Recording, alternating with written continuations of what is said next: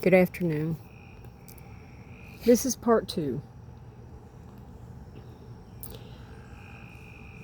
When he came up with the child, he handed the child off to me. The child was about 7 or 8 years old.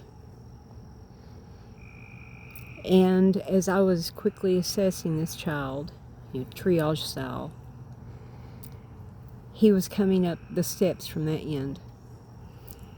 And to meet me on the side of the pool, I determined quickly this child had no distal pulse. Eyes, pupils were fixed, dilated. There was no evidence of breathing. The child had begun turning a light blue color. The lips were blue, the nail beds were blue, just a quick visual assessment.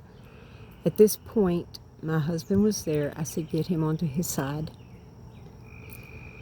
And over the noise, the crowd had begun to gather. A police officer that I knew had shown up, and I asked him, please get these people back, and we need a BLS bag. BLS stands for Basic Life Support.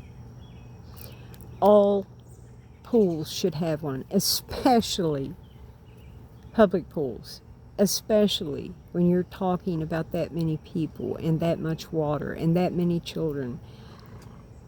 This is a given, and they did not have one. They didn't even know what a BLS bag was. So you have to make do with what you have, and that is knowledge and hands. And that's what we did. So I asked the police officer, I said, get these people back. When this child comes, if we can revive this child, just get them back and call an ambulance immediately. Immediately after this, I heard a woman from the other side of the pool screaming, once again screaming, and I looked up momentarily and I saw a woman coming at us full scale. She was on the other side of the pool as her 7-year-old child. So I knew I had not much time to deal with this.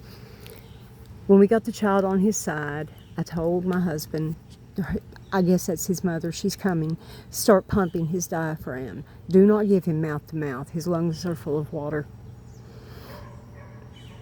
My husband started the diaphragm pump, just pumping in, pushing on the diaphragm. It's kind of like a Heimlich maneuver, but from the front.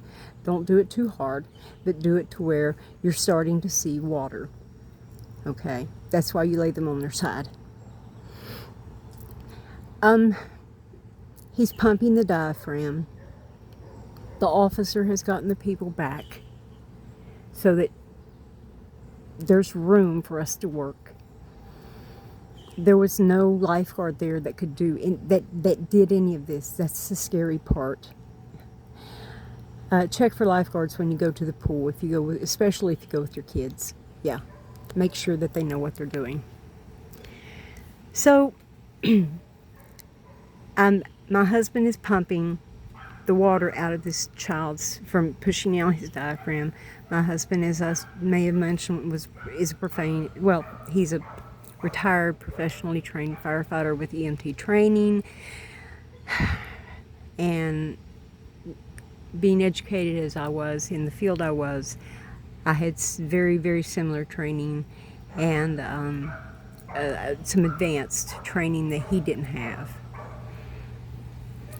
Anyway, I grabbed the mother before she got to the child, and I said, you need to calm down, you need to take a breath, your child's going to be okay. You have to look them right in the eye and tell them that. You have to. And I said, stop screaming, sit down, just sit, please, sit. I finally got her to sit down. I was talking with her, and part 3 in a moment.